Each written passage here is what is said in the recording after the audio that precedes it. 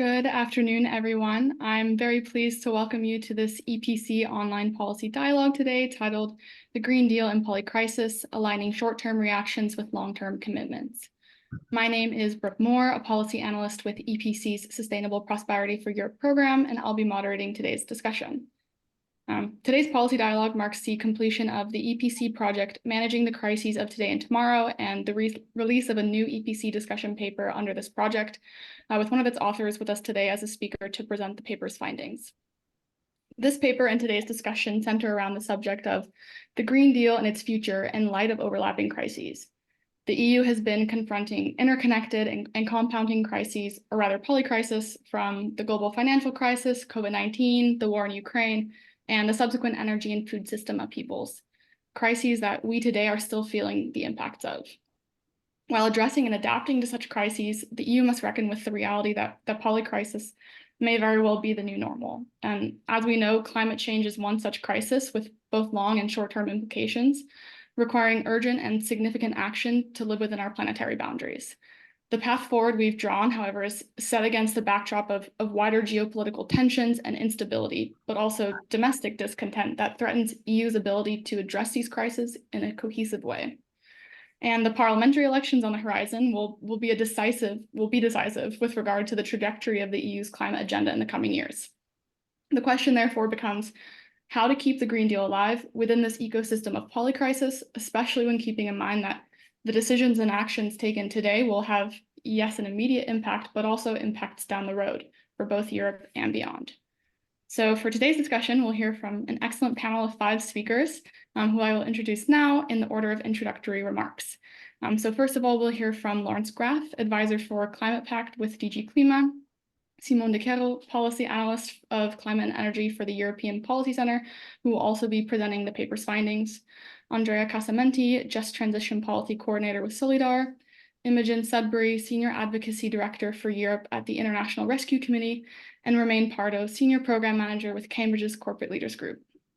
So after initial remarks, the floor will be opened for discussion between our speakers and questions from our audience. So please be sure to either write any questions you might have for any of our speakers in the chat as we go along, or alternatively, you can raise your hand in Zoom to make a verbal intervention at that time, and we can unmute you.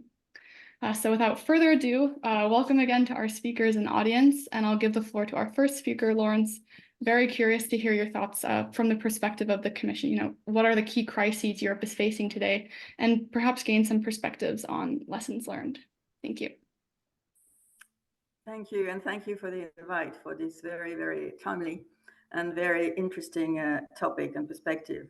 So from my side, on the climate side, well, you all know we came from with the Green Deal in 2019 as a way to contribute further to the climate crisis to start with, to be on track to our objective of climate neutrality and consistent with Paris. So that's where it all started. Of course, as you all know, and you mentioned that along the way, we've had a wave of crises, quite unpredictable for most of them.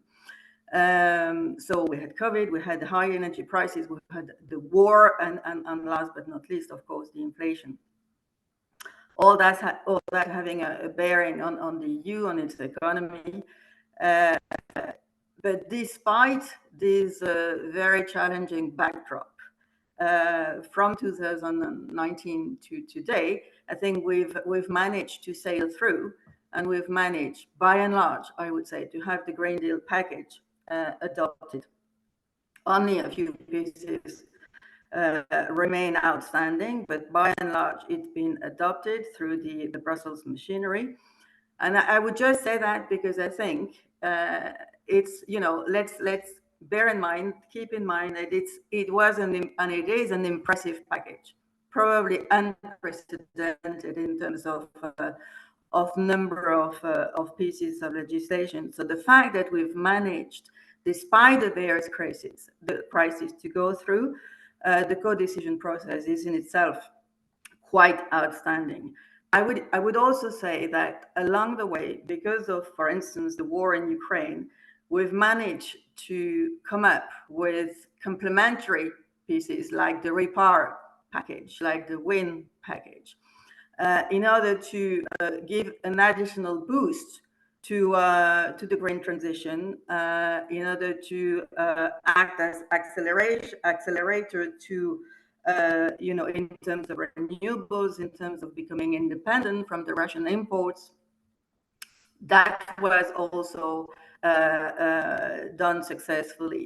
And last but not least, perhaps in relation to what a number of international partners have been doing, like the US, for instance, coming up with the Inflation Reduction Act, we also managed to come up with an initial response in the form of the Net Zero Industry Act.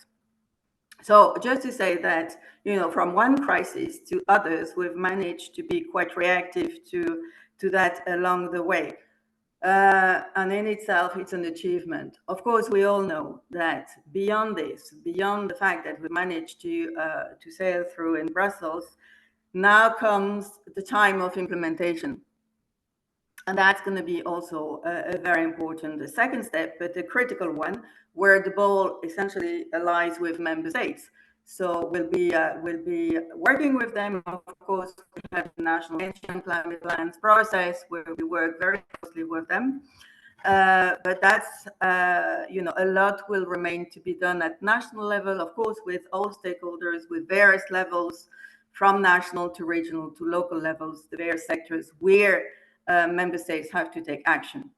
And that's where, of course, as logically, the impacts will be felt directly on a number of sectors, on citizens. And that comes at a time where economically and politically the context is becoming challenging, as we know. And now we see that with the farmers' crisis, right ahead of the European elections, and some form of instrumentalization, if I may say so, of the Green Deal in the political debate. Now, in the light of this backdrop, and in the light of what remains to be done for 2040, as well as, of course, for 2030, I was thinking that perhaps there are a number of things we need to do better collectively, as well as at national level. First, are we sure we are, we're doing the right communication about the Green Deal? We're not putting forward targets for the sake of targets. Are we talking, smartly about the transition? It's not about banning things or banning behaviors. It's about, building together a bright future, a healthier future, and so on and so forth. We're doing that, of course, because there is a global race, and the US are moving ahead in their way. The Chinese are moving ahead. So this is happening whether we like it or not. And of course, it's good that it is happening because there is a global issue out there where we need others on board. We're doing that to allow for predictability for our industry. And it's also a sovereignty agenda. It's about our strategic economy. It's about autonomy, it's about becoming more resilient to price shocks and import shocks and so on and so forth. So it's really, a communication with different sort of layers that we need to do better. Other than that, what did I want to say? Yes, are we sufficiently also talking about the cost of non-action? If we're not doing that, what will be the consequences in terms of jobs, in terms of technological race, in terms of major death, and so on and so forth? The cost would be there, the consequences would be there. Now, beyond this, I think it's fair also to say that we probably need to do much better to anticipate social impacts and managing the transition. So for me, it's basically about the fairness agenda. It's about helping those citizens and sectors most vulnerable, most affected, better. It's about accompanying policies, and it's really anticipating all of that sufficiently in advance. So, we're not confronted with a wall when it's too late. So it's about taxation, it's about subsidies, it's about skills also very much. We're missing the skills that we need at this point in time. So we need to invest a lot on this. Upskilling, obviously, programs will need to be deployed.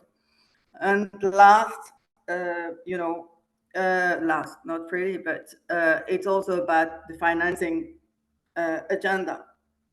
We need to talk probably much more about financing the transition post 2030 with public authorities, with the banking sector, with the private sector. We need more dialogues, and you may have seen that with the 2040 communication, the Commission is launching also a number of dialogues on this communication, but also with industry, with a number of key actors out there to shape the way together. We're doing that also with farmers on agricultural policy, because they also have an important role to play. Obviously, we need to do more internationally with key international partners, because it's a global issue and because we need a level playing field at the end of the day. So that as well is very important, including politically, to make sure that we will the level of ambition that is needed. And last point, I would say that if the climate crisis is not addressed sufficiently quickly and with sufficient ambition, we will have many other crises. It's going to lead to a multiplicity of crises, not least, with the climate impacts. That's something we didn't discuss a lot in the last decades, but the climate situation is such that we'll have to get prepared to a number of severe impacts of climate disruption, even within the EU. So I think that's another type of crisis that we will need also to be looking into much more. And I'm sure the next Commission will start doing that. And we, as you know, we're preparing a communication before the end of this Commission. Check away as well that. So we'll be here from my side the discussion. I'm sure people will be staying. Thank you very much for this initial overview. And I think this point you made about the Green Deal as almost proactive versus these complementary packages enabling, reactive, and also points on lessons learned, like anticipating or addressing social impacts and communication are topics that we will definitely cover throughout this conversation. And I think this segues actually quite nicely into our next speaker, which will be Simone, presenting the discussion paper's findings on these issues. So with that, I give you the floor, Simone. Thank you.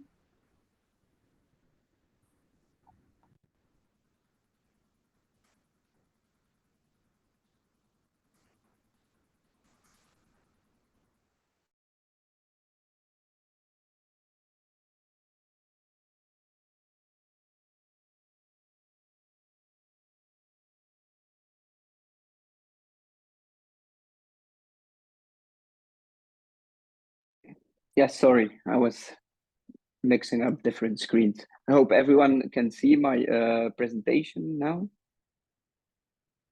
Yes, okay. So yes, thank you, Brooke, and good afternoon to everyone. My name is Simone de Kerel. I'm a policy analyst at the Sustainable Prosperity for Europe program, and I will present the findings of our discussion paper, The Green Deal in Times of Polycrisis, Aligning Short-Term Responses with long-term commitments, which is now out and is available on the EPC website. This discussion paper part of a larger EPC project entitled Managing the Crisis of Today and Tomorrow. And this project sought to explore how in this polycrisis, with a continuous succession of crises since 2008, how the EU can keep the Green Deal on track and tackle the most fundamental of all challenges, which is the triple planetary crisis of biodiversity loss, climate change, and environmental pollution. This is, of course, tackling the triple planetary crisis, of course, not optional, but a necessity and the only pathway for long-term European prosperity within planetary boundaries. So as part of this project, we organized 2 events in 2023 and also undertook additional research where we explored the impact of past crises as well as the ongoing food and energy crisis on the EU's green and just transition. This led to 2 separate pieces on respectively the energy crisis and also the food crisis, which have been released in the course of January and February, which are also available on our website. And so all of these activities together fed into the discussion paper that we are releasing today. So in this discussion paper, which was co-authored by myself and EPC colleagues Stefan Schipka, Philip Loosberg, Laura Rayner, and Daniel Brady, we explore the rationale, means, and tools for aligning our short-term responses to crises with our long-term objectives under the Green Deal. And we consider 4 case studies or crises. Specifically, we look at the 2008 global financial crisis and the ensuing EU sovereign debt crisis, the COVID-19 pandemic, then also the energy crisis following Russia's invasion of Ukraine, and also the ongoing European and global food crisis. So for each of these case studies, we analyze the impact of the crisis itself and also of the emergency measures that the EU took on the green and just transition in Europe. And we consider especially what lessons for EU policy are to be drawn to navigate the polycrisis in line with the Green Deal. So what have you found? First of all, strong rationale for aligning our responses to crises with the long-term objectives of the Green Deal. The financial and sovereign debt crisis, for instance, showcased how disregard for the green agenda can create path dependencies that may be hard to reverse. With the decline of Europe's world-leading solar industry and the subsequent rise of China at the start of the 2010s due to the lack of strategic green investments in this industry. And this is, of course, something that the EU is now trying to address through the Green Deal Industrial Policy Plan, but is of course still a very much work in progress and is very hard to reverse. And then also the austerity measures taken during the debt crisis illustrate how insufficient consideration of social objectives can lead to a rise in populism and polarization, which is of course also not an innocent phenomenon, as we see with the current green backlash and the rise of climate populism and Eurosceptic parties and the run-up to the European elections. But of course, crises do not have to result in backsliding on the EU's green agenda and the Green Deal objectives. As shown by the pandemic and also by, and to some extent, by the energy crisis, resolute action at the EU level and also by member states provide an effective response to crisis and can also transform these crises into catalysts for the EU's green transition. In this regard, we have identified 3 key factors which have proven crucial for the EU to really align crisis responses with our long-term climate and environmental goals. First of all, there's EU leadership and strategic vision. During the launch of the Green Deal shortly before the pandemic, for instance, illustrated how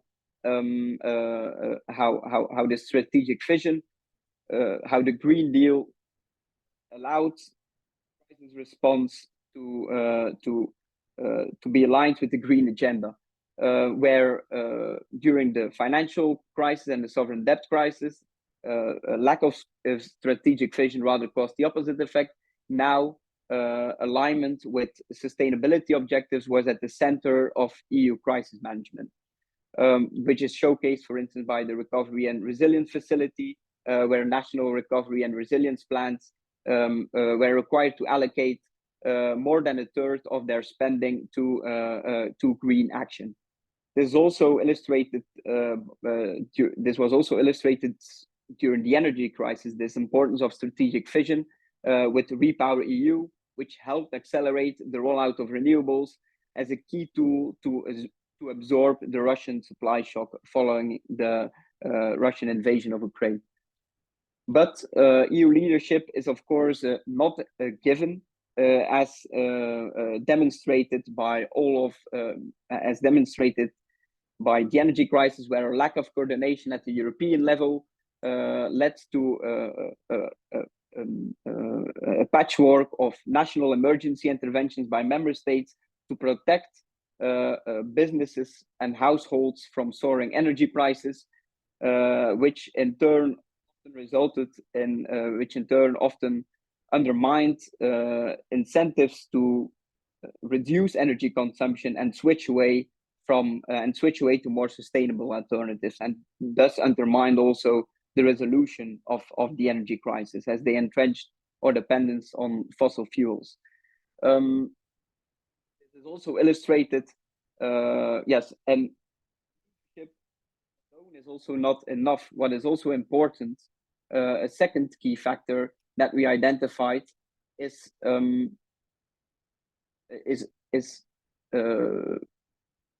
really inclusiveness, because EU leadership and a top-down strategic vision without inclusiveness are also not enough, as illustrated by the vision by the current crisis in the agri-food sector, where the vision promoted by the Farm to Fork strategy is not shared among stakeholders in the agriculture sector, which is of course leading to this green backlash that we are currently seeing. And this need for inclusiveness also extends to the need to overcome national asymmetries in the EU's crisis responses, as seen during the COVID-19 pandemic and also the energy crisis.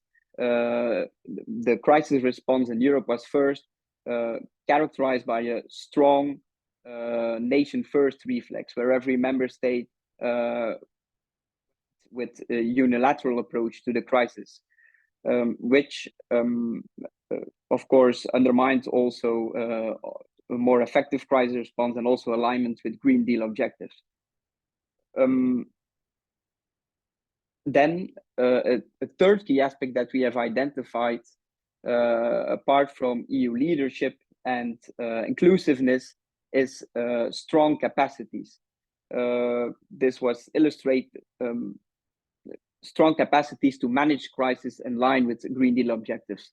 Supranational action during the financial crisis, such as the bond buying program by the ECB, proved vital at the height of the EU sovereign debt crisis in 2012.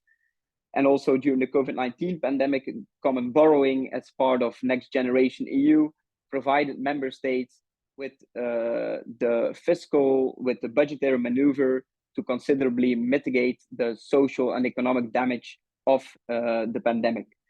And while the full results of the RRF are still to be addressed, this instrument was coupled with strong commitments to drive green investments.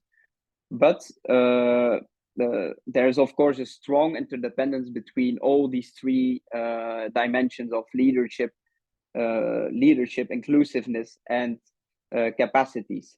For instance, we saw during the financial crisis how the lack of a strategic vision, where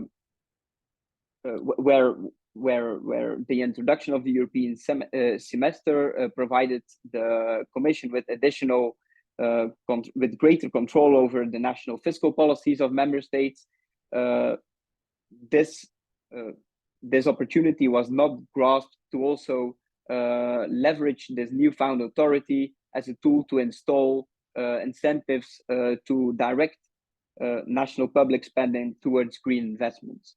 And the EU's efforts to create a banking union did not include sustainable finance provisions, even though at the time public authorities found themselves in a strong position vis-a-vis banks to push through stringent reforms after the bailouts. So that illustrates how strong capacities, when not complemented by strategic vision, can also lead to crisis responses that are not aligned with the EU's broader green agenda. So then, based on these findings, we formulate a number of policy recommendations, and I will present the most important ones. First of all, to leverage leadership, we propose the adoption of a Green Deal contingency plan by the Commission after the EU elections, which assesses the main challenges, the issues, and the risks, and the expected implications for the EU's green transition. And this Green Deal contingency plan should also explore potential synergies to use the polycrisis to accelerate the green transition on the one hand, and on the other hand, also to employ the Green Deal to minimize the adverse effects of crisis and help avoid a perma-crisis. And while taking a long-term view with the objective of climate neutrality by 2050 in mind, this contingency plan should focus especially on the next 5 years, so 2024, 29, and must be updated at the beginning of each institutional cycle. Then a second recommendation that we make to strengthen EU leadership is the establishment of an advisory body on green and just crisis management, which would be tasked with forecasting and scenario building for Green Deal objectives in light of ongoing possible future crises, and should also help improve the crisis preparedness and resilience of the EU's green and just transition itself. In the event of a major international crisis, this advisory body should develop guidelines to align EU level and national responses with climate goals, and to maximize the synergies and minimize the trade-offs between short-term effectiveness and a long-term alignment with the green agenda. So this advisory body should complement and help mainstream the green agenda into the activities of existing mechanisms for crisis governance at European level, such as the integrated political crisis response mechanism of the Council, the EU civil protection mechanism, and the single market emergency instrument.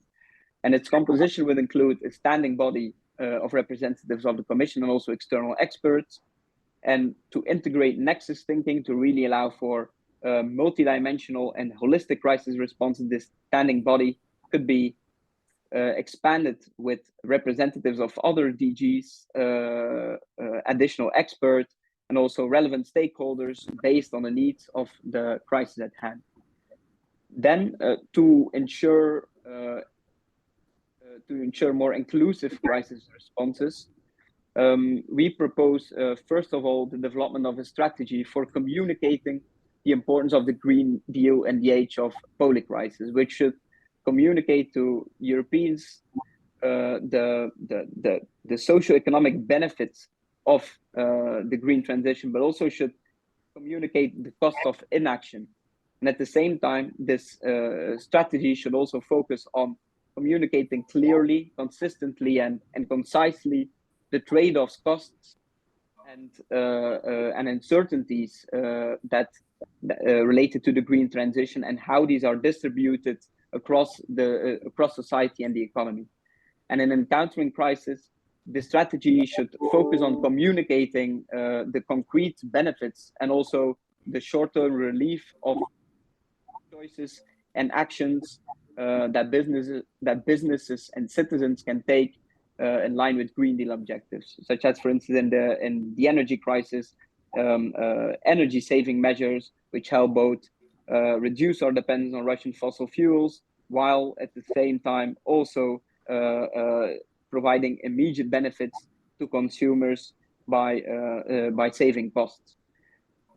Secondly, to ensure more inclusive crisis response, we also propose additional strategic dialogues with representatives of member states, cities, regions, consumer associations, industry and NGOs, similar to the strategic dialogue on the future of EU agriculture, which was recently started in January. These strategic dialogues should focus on would aim to address the fundamental concerns and also the social and economic challenges of people and businesses concerning the green transition in the age of polycrisis. And together, the strategy for communicating the importance of the Green Deal and also these strategic dialogues should help cultivate a shared assessment of the polycrisis and also foster a joint narrative across Europe for pioneering the green and just transition and serving as a model for sustainable prosperity around the world. This shared assessment will in turn help enable a common understanding, which will make it easier to formulate collective responses at the European level, the enlightened self-interest of EU member states, citizens and companies with the green agenda. Then finally, to reinforce capacities, we propose that we argue that the EU urgently and member states urgently need to start a debate on a follow-up mechanism to the recovery and resilience facility, which will be ending in 2026 and risk leaving a big gap in green investments at the European level. The endless succession of crises that we are currently seeing, and also the long-term needs for structural investment in the green transition, in our eyes, justify a more permanent instrument, which could be financed via a new round of joint borrowing similar to the RRF. And instead of being redistributive to member states at the outset, this follow-up mechanism should really focus more on European projects and on common strategic goals across borders, where we see that the RRF is mostly focused on national projects. And the earlier proposed Green Deal contingency plan can then also complement this follow-up mechanism and help direct the investment flows of this new mechanism in the right direction. Secondly, to reinforce capacities, the EU not only needs to strengthen financial firepower at the EU level, but also needs to mobilize funds from other sources. This can be done, for instance, by mainstreaming the green agenda into the European semester to help direct national fiscal public spending towards green investment. And this can also be done to leverage funding to leverage private capital for the green transition. Work must also continue on the sustainable finance agenda, which can help to mobilize, to direct and steer private investment flows towards the EU's green and just transition. So we believe that these recommendations together can help the EU, first of all, help manage the crisis itself more effectively, and also can ensure a sustainable and resilient future for current and future generations. Thank you. Thank you very much, Simon, for this summary. I know it must have been difficult to condense what was 24 pages of rich information on this topic, but I think these case studies reveal an interesting question or divergence between crises, and that some may enhance the green transition while others don't, and this differentiating factor will be important for us to understand when it comes to keeping the Green Deal alive. And I think your recommendations already work towards doing that. And this topic of polarization also connects to what Lawrence had said, being these social impacts, which is one of the critical questions for the Green Deal. How do we bring people along? So on this point, I'll now give the floor to our next speaker, Andrea with Solidar, to hear your perspective on this question at hand. Thank you.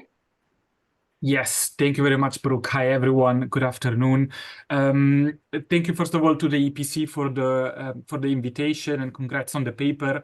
I would say we agree on many of the things, maybe not on everything, but definitely the results of the paper are very interesting also for our work.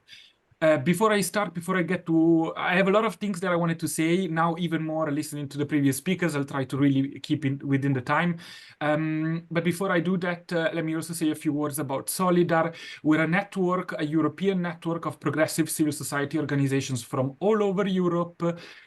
Through our members, we reach and we represent millions of people all over the continent. And what brings our organizations, our members together, what unites them, is the common mission to advance social justice and solidarity in Europe, but also outside of Europe. And how to do that? We believe that the way to do that is through what we call a just transition to equitable and sustainable societies. So I just want to start by saying that as Solidar, we are supportive of the European Green Deal. We do believe that it's a groundbreaking strategy, and we do believe that it's positive in many aspects, in many ways. What I would say is a major shortcoming or problem of the European Green Deal, and it has ramifications throughout also other aspects. A major problem is the approach that it has to the issues that it's trying to tackle. Let me get into that a bit more in detail. Looking, for instance, at the social dimension, the way the European Green Deal looks at the potential social impacts that its policies will have is through some sort of compensatory approach of we're doing this, or where there's the ETS2, for instance, that will be introduced, then we didn't need to do something to compensate that. But then when you look into the way it will be implemented. So, for instance, now looking at the Social Climate Fund, the amount of funding that is available to compensate it is peanuts compared to what's necessary and compared to the impacts that it will have. I'm not even sure if 100% of the revenues from ETS2 would be able to compensate the impact. But without going too much into detail into that, the social dimension of the European Green Deal has this approach of sort of fragmented, in a fragmented way, some sort of add-on to the climate policies, some kind of afterthought that others have described as the original sin of the European Green Deal. And we see very well now that because of this, there's quite some backlash that's happening against environmental and climate policies, which are now being framed as anti-social and anti-economic. I brought the example of the Social Climate Fund. So what's this approach or this wrong approach that I was mentioning? For us, it's the fact that instead of compensating, or instead of thinking only in this short-term but also long-term way about how to fix potential issues or the impacts that it will have, the European Green Deal doesn't look at all at what are the causes of the crisis that it's trying to tackle. I mean, there are, I don't think I'm saying anything new when I'm mentioning, for instance, the fact that, we are, our economic model is an economic model that is functioning based on the infinite use of resources that are not infinite, but also the fact that our societies are pervaded, or there are socioeconomic inequalities that pervade our societies. So let's take, for instance, the triple planetary crisis. So climate change, biodiversity, and pollution. These two elements, so the economic model and the socioeconomic inequalities, have a lot to do with the triple planetary crisis. 100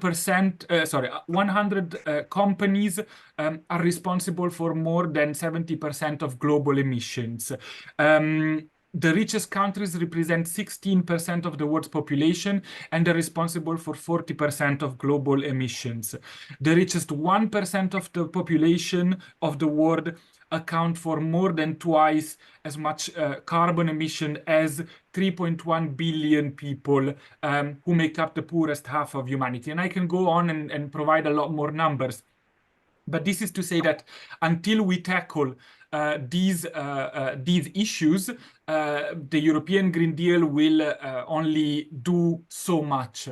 So what I'm trying to say here is that what we believe at Solidar is necessary is, of course, some short-term measures, like, for instance, the direct income support in the Social Climate Fund. Of course, some long-term measures, such as the investment in building renovations in the Social Climate Fund. But also all this is not sufficient unless we look at the profound transformations that we need to do in our economic model and in the ways, in the inequalities that we have in our societies. And we have given a lot of thinking also to this, and there are I know it sounds like empty words or nice words of let's change the world, but there are a lot of ways in which we can do that, and in which we can also really plan and implement systemic change. For instance, why not adopt the economic model or the business model of the social and solidarity economy that puts before the pursuit of profit the well-being of people and of the planet, instead of advancing with economic the business model that makes CEOs or some shareholders a lot richer and the workers poorer. How about, do we actually need cars, electric cars for everyone, or can we not change the way mobility happens instead of having to dig up more raw materials which are not enough in the planet to have electric cars for each single person? Do we have to continue with companies that produce, that sell energy that is, of course, coming from fossil fuels, or can we not move to more community-owned renewable energy? Sorry. Energy communities which are popping up a bit all over Europe. And I can go on. I have a lot more examples on how to do this. How about, for instance, stronger public services through fair taxation systems instead of privatizing everything, and then we see also what the results of these are. So all this to say, and I think I have 1 minute left, all this to say that we do believe that while the European Green Deal was great, it's also true that it's coming towards the end.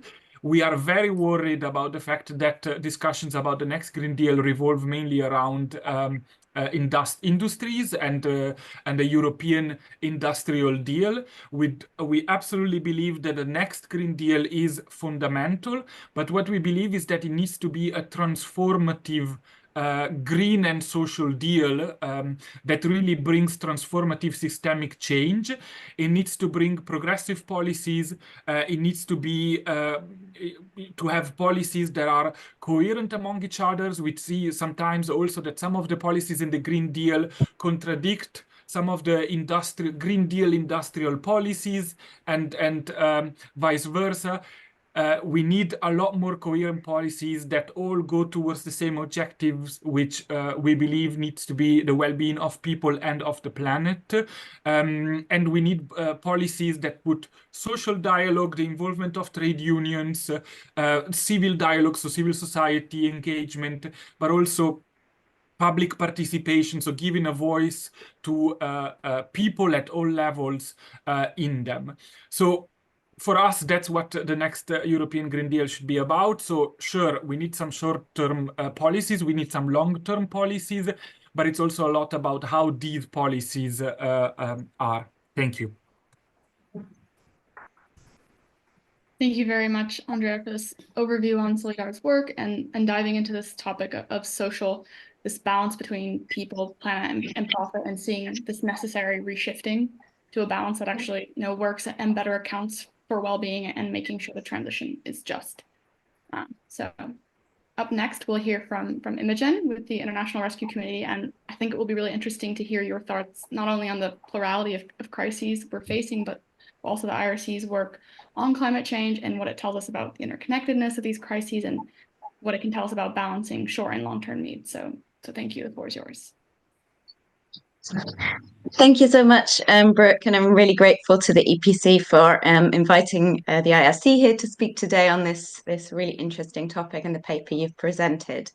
As you mentioned, I think it's really great to be here, especially because the external dimension of the Green Deal, and more specifically the need to make sure that climate solutions are workable in the most vulnerable settings, is quite often a bit of a gap in policy discussions.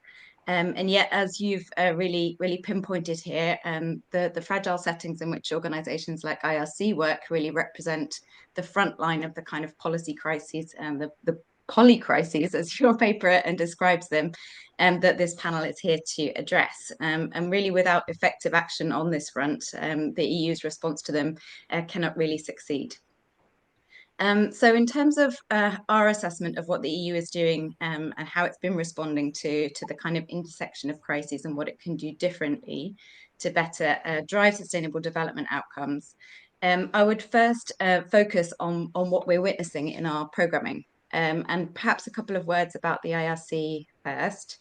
We are a humanitarian aid agency that works in around 40 countries around the world. That includes in the Sahel, the Middle East, Afghanistan, and many countries across sub-Saharan Africa. And what we see in these countries is that humanitarian needs are really increasingly concentrated in a relatively small number of countries, which we see are at the epicenter of three global challenges. And those challenges are very much touched on in the papers that you've presented today, including climate change, extreme poverty, and conflict. So the issue here really at the core of this is that the countries where needs are concentrated are increasingly the ones that are left out of development and climate finance approaches, which tend to work traditionally much more through government partners and very much in stable settings. So as a result, we see that the most effective populations are being left further and further behind. One of the analyses we've recently run identifies 16 priority countries that are kind of at the epicenter of these crises. And these include 13 in Africa, representing just 10% of the global population and responsible for only 2.7% of global greenhouse gas emissions annually. These places are nonetheless home to over 60% of all people in humanitarian need. Those 16 countries, as you might imagine, are some of the most complex and challenging environments to work in, but failing to find ways for us to do so is not an option. The World Bank, for example, estimates that an additional 135 million people could be pushed into poverty by 2030 because of climate change. And without sufficient investments in resilience and critically in the right delivery models in these settings, about 1.5 billion people could be displaced by 2050 as a result of climate shocks.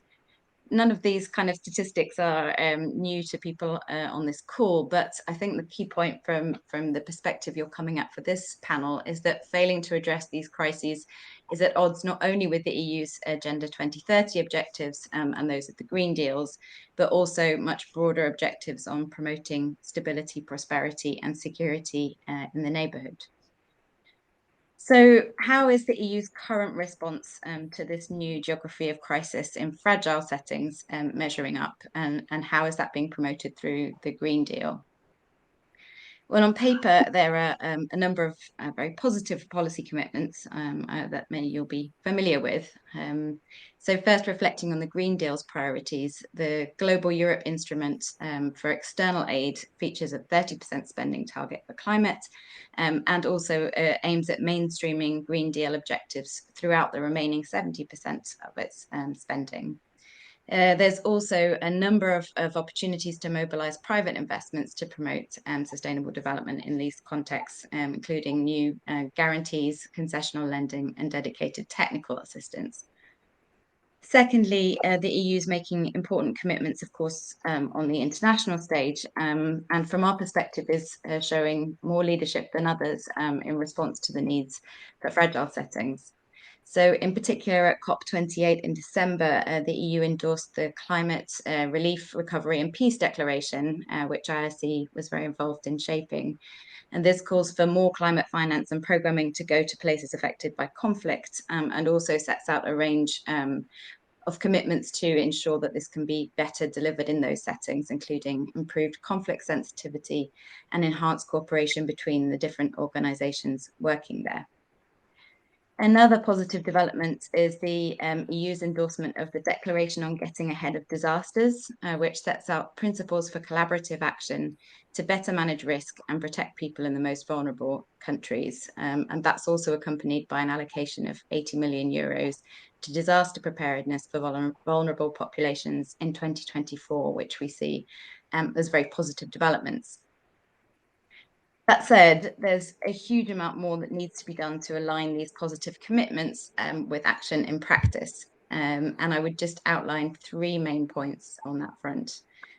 So first and foremost, we really urge the EU to set concrete targets to ensure that climate finance for adaptation reaches the most impacted countries at the forefront of the emergency. And I'm not referring here to the category of the broad category of developing countries, but rather, while the EU and member states jointly did report that over 50% of climate finance in 2022 was dedicated to adaptation in developing countries, and that familiar target to everybody, I think this masks the fact that actually only around 13% of that finance was committed to the 16 fragile and conflict-affected settings that I've already mentioned came through in our analysis.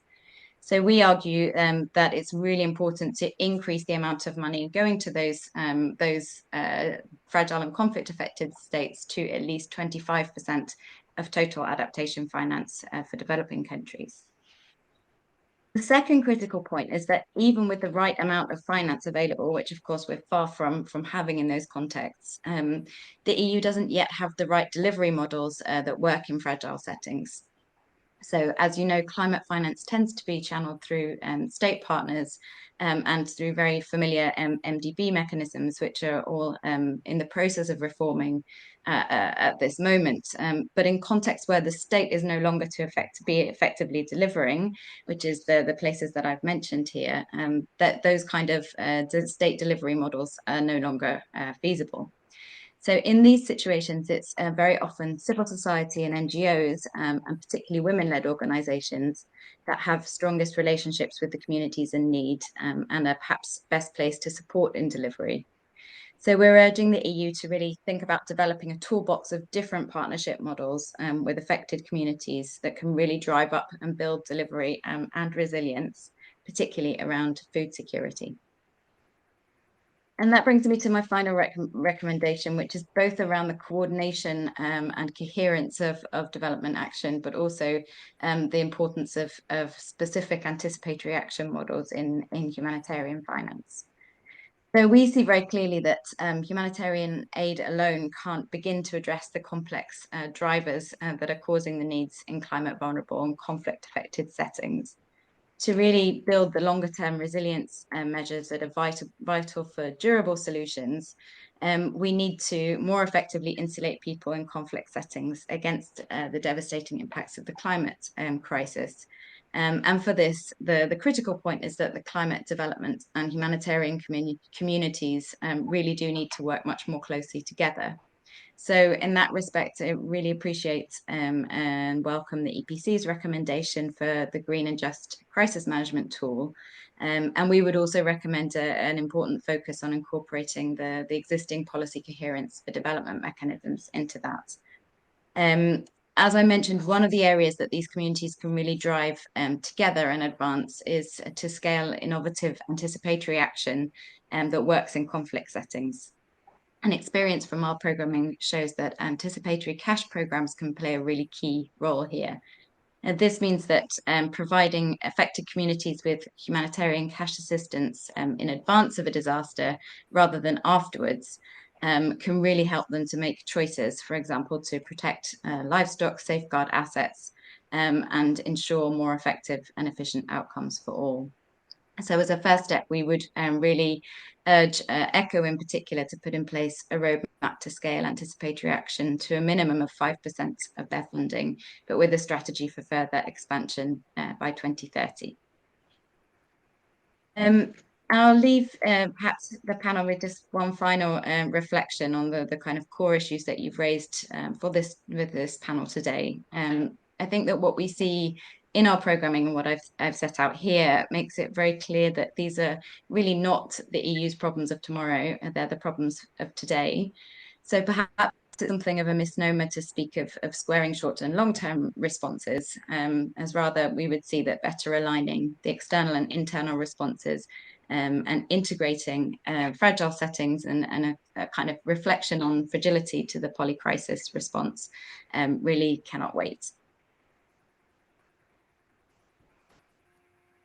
Thank you very much, Imogen, not only for this look into the work of IRC, but overarchingly this depiction of the complexity of the tasks at hand, the cost of non-action, the urgency of addressing climate change in a more proactive manner. And I think also, that last point, even maybe changing our vision or dichotomy between short and long-term action, short and long-term needs. So I look forward to diving further into these points and also your recommendations in the discussion. So for our final introductory remark, we'll be hearing from Romain with Cambridge's CLG Europe. And, I think hearing about CLG Europe, what it is that you do, and the question of keeping strong with the Green Deal will be an interesting segue then into our discussion. So thank you. The floor is yours. Thank you very much, Brooke. I'm delighted to be here. Congratulations on the report. And I'm even more delighted because I used to work for EPC. So this brings back memories, one of which is one of the first events I organized at EPC was on the gas crisis at a moment where Gazprom couldn't meet the gas needs and demand from Germany, Italy, and the Balkan states. And that was in 2012. So perhaps warning signs on dependency from Russia in that regard. But today, as you said, I'm coming with different hats. So I will briefly present the organizations I am part of today. Hopefully you can see my screen. I'll take that as a yes. So I work for the Cambridge Institute for Sustainability Leadership. The role of the Institute is to activate business and political leadership globally, including in the EU, to transform economies for people, nature, and climate. So it sits at the crossroads between research, and that's our foresight section. So really finding the proof points, the research to really meet the objectives I've just discussed. There's also a part on education. Some of my colleagues deal with what we call executive education courses, where executives from companies can come and understand how they can make their businesses more sustainable. Innovation, on the right-hand side, we have an innovative hub where SMEs come up with great ideas, such as innovative materials for insulation in buildings. And I sit in the middle of that red circle in the convening team. And our role is to engage governments and businesses to reshape policies that benefit society and the environment.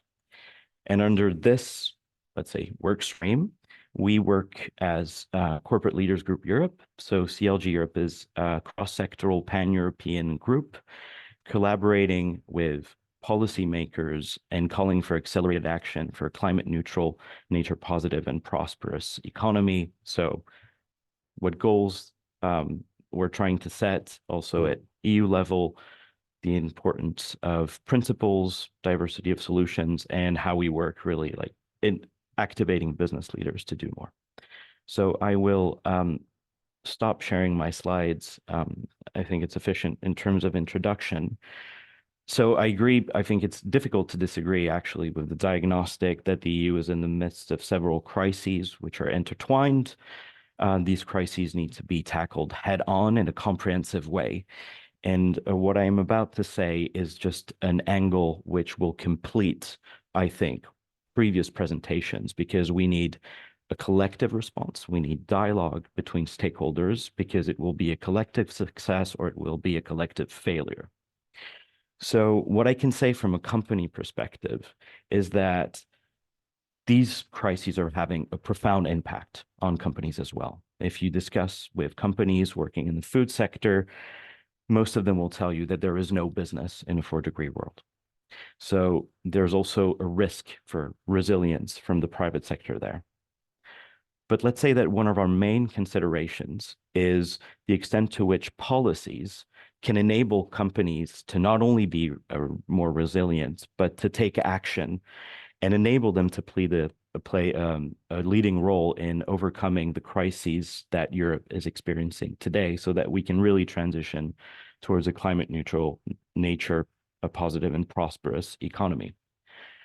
And there is business momentum out there to contribute to dealing with these crises. Businesses are decarbonizing their operations and value chain, setting science-based targets. They are increasing the production and demand for climate neutral materials and increasing energy efficiency and resource efficiency. And they're rolling out renewable energy.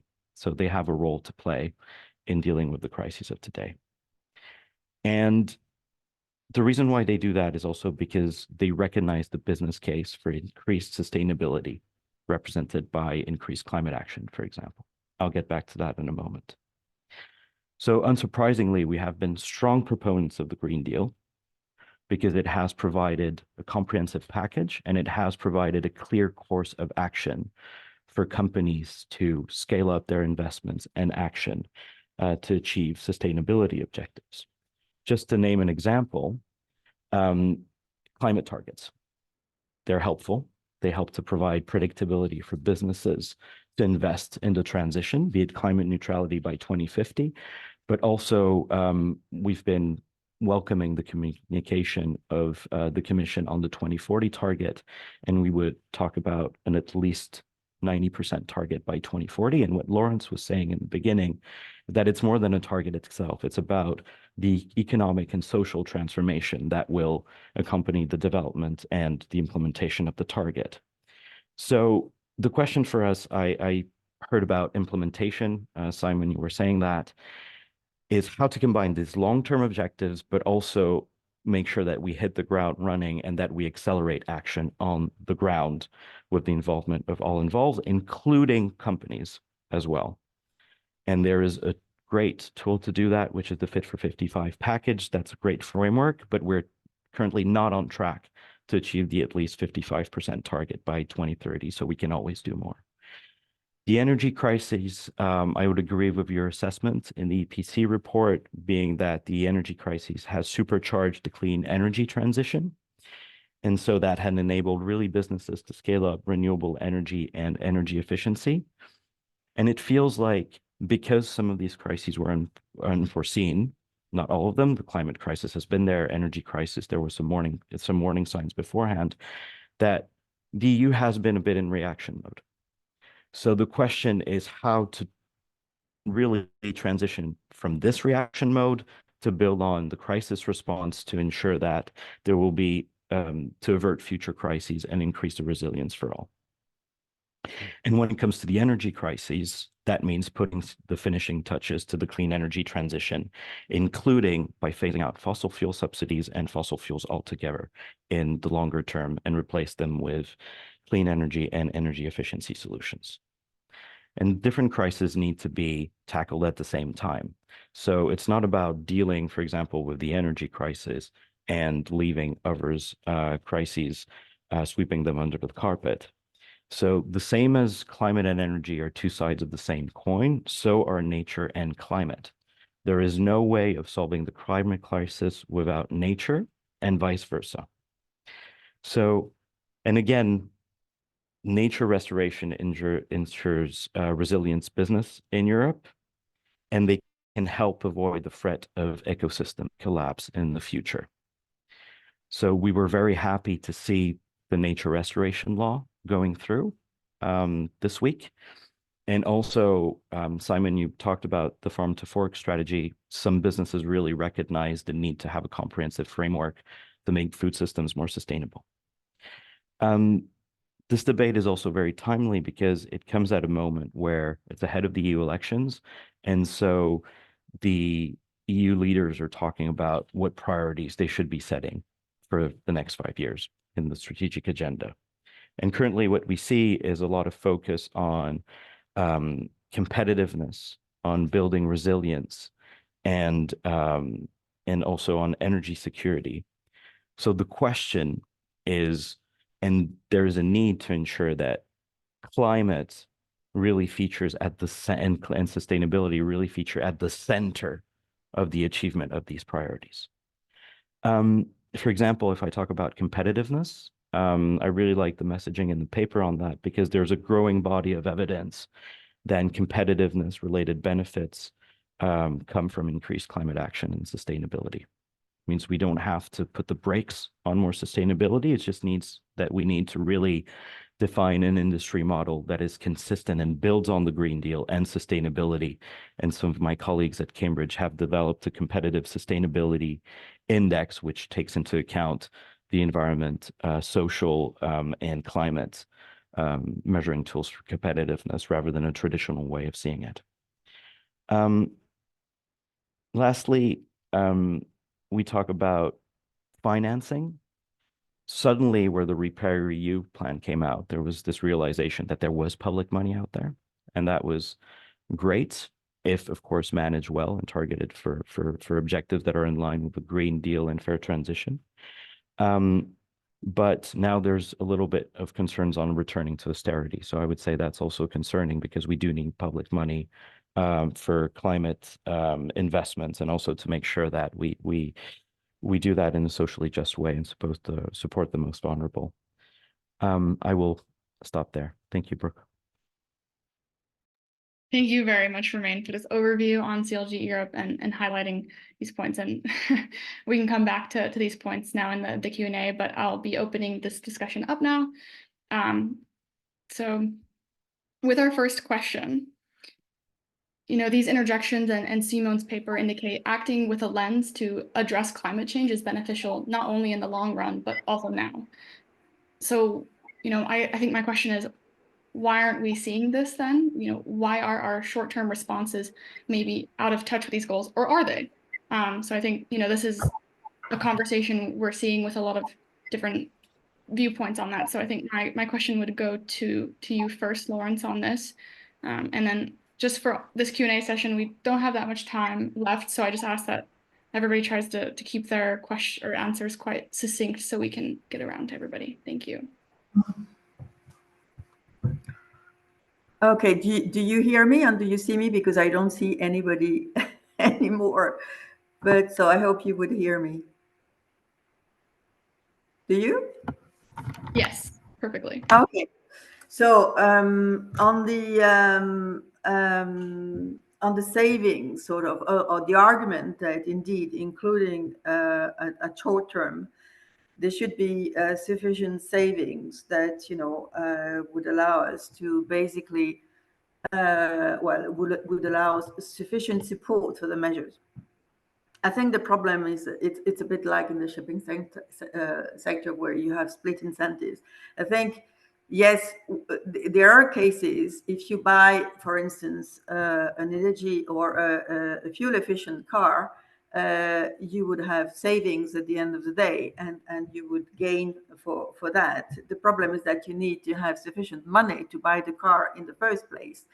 And that's where I suppose part of the problem comes. You need upfront investment in order to generate the savings along the way, even short term.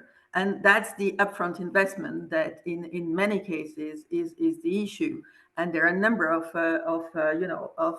people out there that are not in a position to come up with the upfront investment, be it for cars, be it for boilers, be it for buildings, the renovation of buildings, at the end of the day, yes, your bill would be significantly reduced, and the investment certainly worth doing, but you need the primary investment in the first place. So that's how to overcome that in order to make the argument even stronger, and for the argument not to play against the policymakers coming with the measures and the objectives. And that's where, when I was talking at the beginning about the necessary anticipation of the impacts and the necessary sort of vision about how to address those impacts vis-a-vis those most vulnerable, and what kind of measures should we consider to really alleviate fears and concerns over that. I think that's very, very important. And I've taken note of the remark, which is a valid remark about, for instance, when the Commission came up with the ETS2 on transport and buildings, it was cautious enough to come up also knowing precisely it would have impacts on vulnerable groups with the Social Climate Fund. I take the argument that it's not sufficiently big in terms of envelope, and I think we knew it, but we considered that it would not exhaust all the money that should be put into vulnerabilities. That member states would need to come with complementary funding to take care of this. So that was the logic behind, and I think that's also. And I don't have a crystal ball, so I don't know what the next Commission will come up with. But I think while we fully recognize the need to do more at all levels on fairness, the question is also what can we do really more better at the EU level on what member states should continue to do complementarily, because a lot needs to happen there. So I think we can engage at the European level with through inclusive dialogues and try to involve the social partners, and I would very much agree with that. But at the end of the day, this needs to happen in the same way at national level with regional and local stakeholders as well. So I think it's not only the European level. I think it would be a bit of a mistake. It's also having the same kind of discussion in member states. I'll perhaps leave it there. I'm sure others will have remarks on that too. Thank you very much. And Andrea, you have your hand up, so the floor is yours. Thank you. Just super quickly on this, I think there's several, including a Eurobarometer survey, there are several surveys or anyway polls coming out showing that the main concern for Europeans or people in Europe is the cost of living crisis. So you can put a lot of effort into also ahead of the European Parliament elections, into going to voters and explaining to them that the green transition will improve their health because there will be less pollution, or that it will improve the food on their table because the quality of the food will be better. But if the main concern of the voter at this moment, is the fact that they cannot even have food on the table, or that they cannot afford having the electricity, paying for the electricity in their house, then how do you want them to care about the green transition and the fact that in a few years or long term they will be better? So for us, this revolves a lot around, looking at the cost of living crisis, the reasons or the root causes of the cost of living crisis, and tackling those as a way of also contributing to solving the current situation with the backlash against the environmental policies, the Green Deal.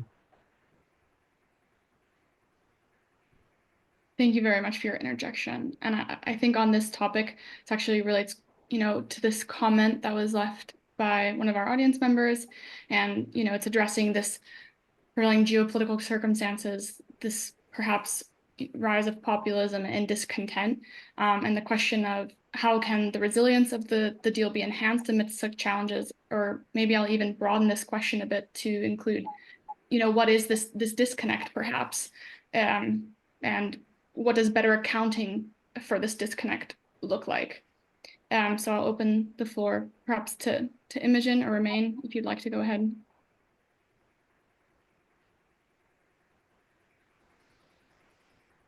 Romain, please. I'm sorry, I can give it a try, but also combine it with the previous question, which is, I think there has been contradictory incentives and some, let's say, some decisions that were taken see quicker results, even though it's not the results we're looking for in the longer term. I'll give an example. Your paper shows that during the energy crisis, there were a lot of fossil fuel subsidies done by policymakers to support companies and households. There's, of course, a rationale for doing that.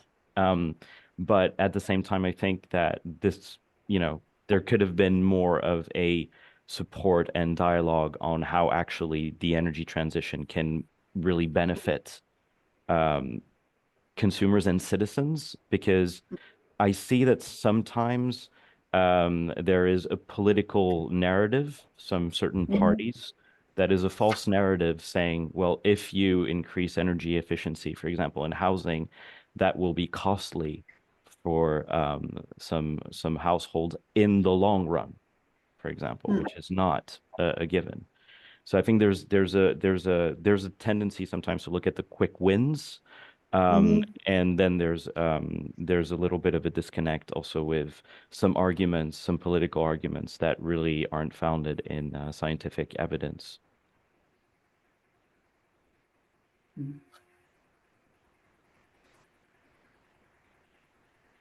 Thank you. And Timo, I know that this is actually a topic that was discussed significantly in the paper, so maybe you'd like to speak to this just briefly. Yes, sure.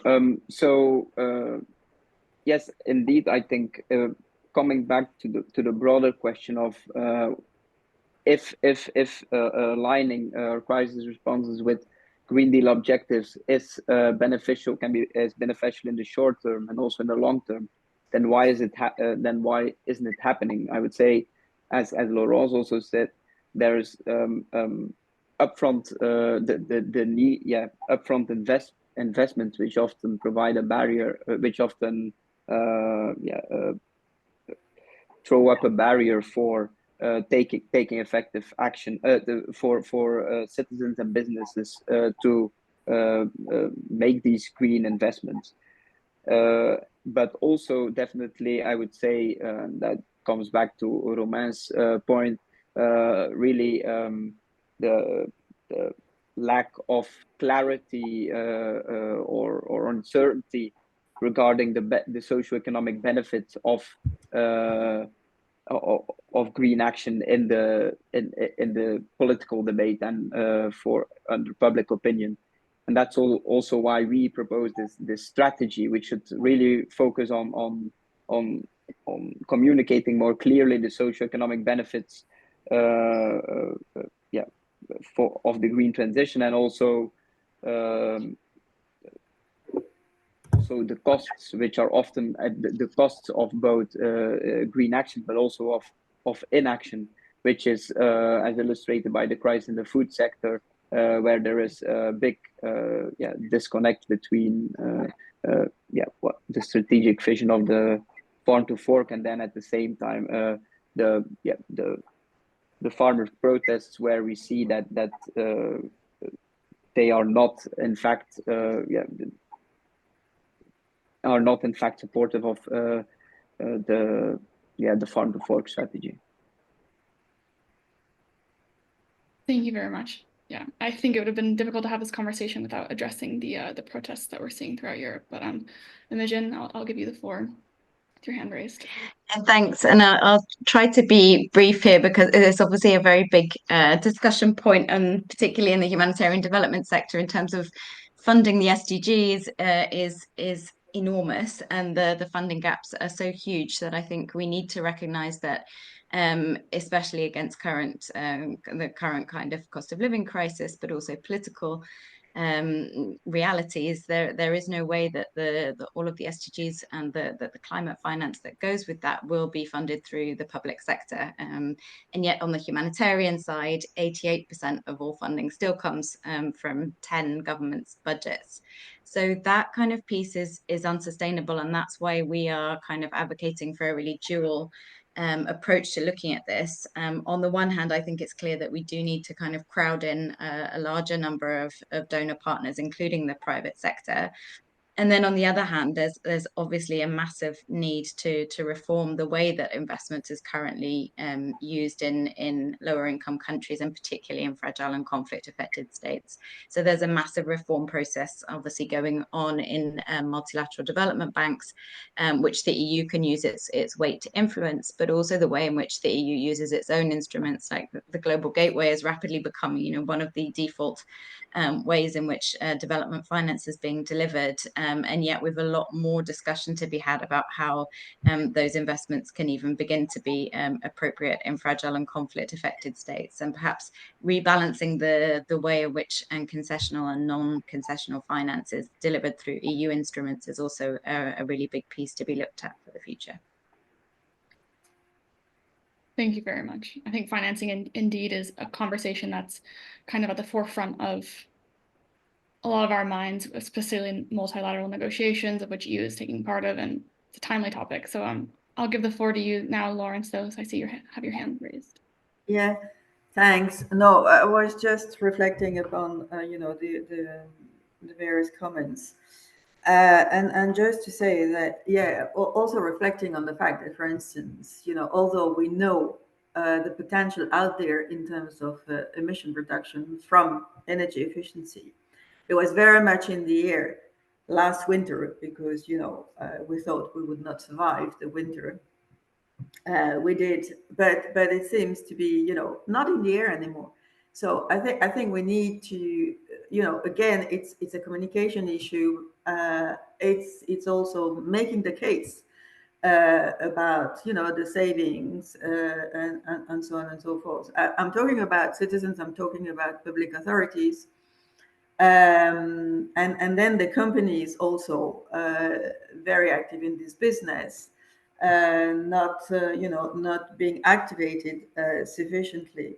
Just to a remark in passing. Now, on the broader picture, I think, you know, we will have to put a new NDC in the UNFCCC context in 2025. So hopefully, with the new commission, with the focus on implementation, and then conversations around the 2040, I hope, you know, we will keep the ambition there, the sort of, you know, and not move backwards or slow down the whole process, because that would really be a mistake. I think if we can add on what we have, you know, what we could do more on industrial decarbonization to support clean tech industries in Europe, to attract investments, to push industries towards you know, climate action, which is indeed happening, not sufficiently, but it is happening. How we can create an enabling sort of environment to push in that direction.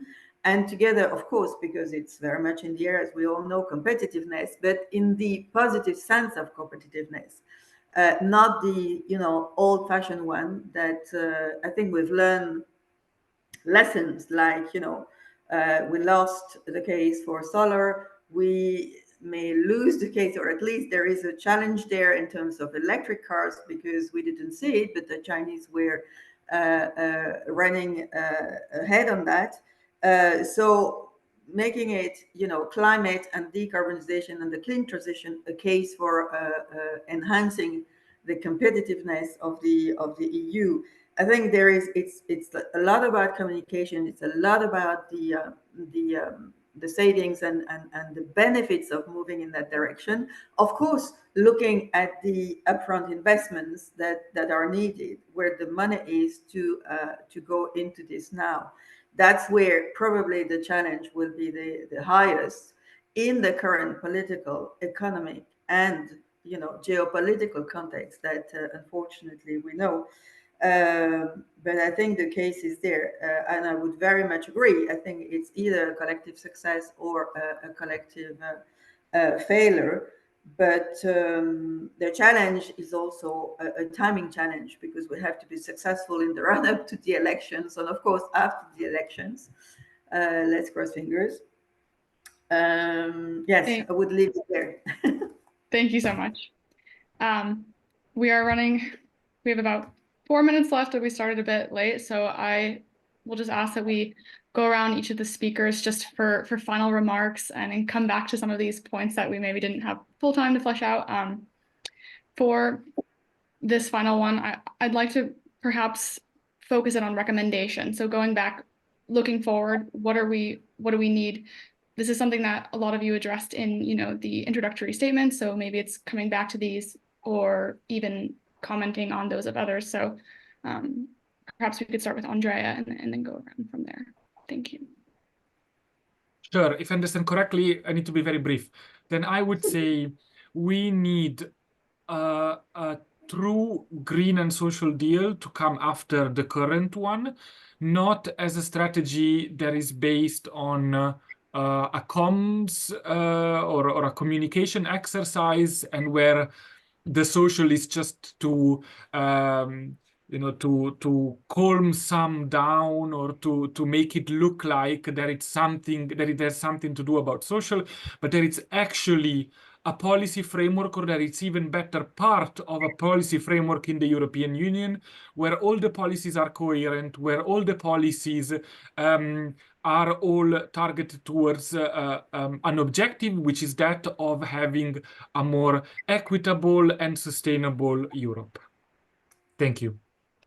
Thank you very much. And I'd like to ask Imogen if you could go next, and then I also ask if anybody in their final remarks, we have one final question from the audience being, despite the comprehensive approach outlined in the Green Deal, why third countries appear to be overlooked in practice? I guess countries perhaps outside of the EU. Thank you. I think that's at the core of my recommendations as well, is that I think there's a danger in the way that we are viewing fragile and conflict-affected settings in the kind of EU action response as being the kind of domain of humanitarian aid alone. It's very clear that humanitarian aid will not be able to address the needs and the ways in which these kind of set of crises are playing out in those contexts. We really need a better kind of interplay between the foreign policies and development policies, not to mention the climate community, to come together to ensure that we can continue to deliver on basic needs and build resilience and adaptation ahead of time before disasters strike in fragile and conflict-affected settings. And I think at the moment, finance is being set up. When we talk about finance going increasingly to developing contexts, the EU has a tendency, as most of the international community does, to see that as kind of supporting partners, building relations with kind of friendly partners in the global south. It needs to be a much more kind of robust reflection on how best to target and build resilience for affected populations in the most fragile contexts. Thank you very much for the final introduction and addressing the question. And Romain, if you'd like to go next or take the floor. So very brief parting thoughts from my side. We have the Green Deal. It's proven its resilience in the wake of multiple crises. It's not perfect, but the EU needs to build on that legacy, including by building on the strong points and also in addressing the gaps. So my parting thought would be the Green Deal needs to stay in one form or another at the forefront of the strategic agenda of the next 5 years of the political cycle. Thank you very much. Very succinct. And I'll pass the floor, Lawrence, for final introductions. Yes, thanks. No, very short. I think I will. I would only say that we need to go on with the Green Deal, the road to climate neutrality, and make sure that we align the strategic objectives across the board in the various policies that we talked about this afternoon. and also make sure that we have the means and tools to get there. We need to have this inclusive discussion all together. Otherwise, I think it will be very, very challenging. Thank you. And Simone, very brief. Sure. Yep. As I have already talked a lot about our recommendation, I maybe focus more on the question that is still in the Q&A. So the consideration of the external implications of is indeed a very serious gap in EU policy, I would say, as illustrated, for instance, in the energy sector, where the EU, where member states rushed to LNG, basically pushed developing countries in Southeast Asia, such as Pakistan, India, out of global energy, out of the global energy market, and pushed them back to coal. And of course, this is of course a very serious issue, because the success of the Green Deal will ultimately also depend on the if climate neutrality in Europe will mean nothing if we do not get other countries along. So and for that reason, external implications to really be considered at the outset, which is not currently the case. Thank you very much for this final introduction, and for all of our speakers today for this great conversation, and the audience for their engaging questions. Particularly in light of the upcoming elections, this is a timely topic, and these conversations are really critical. And I think this conversation has positively been able to shed light on things we really need to improve on, and possible avenues forward. So thank you all again for this discussion, and wishing you a good rest of your day. Thank you. Many thanks. Thank you. Thank you.